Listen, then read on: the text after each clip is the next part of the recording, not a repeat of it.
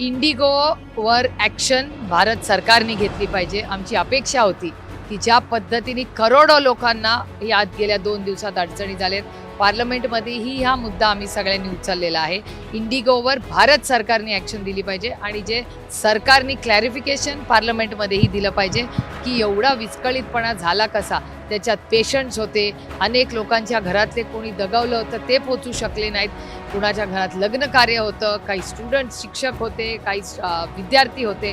हा जो विस्कळीतपणा आणि कुठलाही आधी नोटीस न सांगता करोडो रुपयाचाही वेळही आणि प्रचंड गैरसोय झालेली आहे. इंडिगोकडून आम्हाला ही अपेक्षा नव्हती. आम्ही सगळे विश्वासाच्या नात्याने त्या एअरलाईन बरोबर जात होतो. पण एक गोष्ट प्रकर्षाने जाणवली की कस्टमर इज किंग.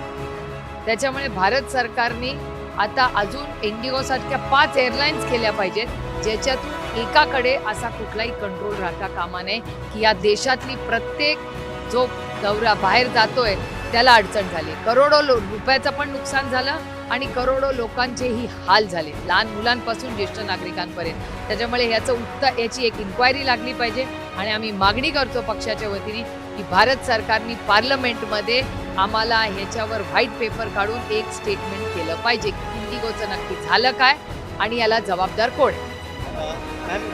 अर्थातच हे सगळं म्हणून तर भारत सरकारने पहिलं तर स्टेटमेंट केलं पाहिजे. भारत सरकारचं स्टेटमेंट पण आलं नाही आहे, पार्लमेंट चालू आहे. का नाही भारत सरकारने याच्यावर स्टेटमेंट केलं? एवढी मोठी गोष्ट आहे.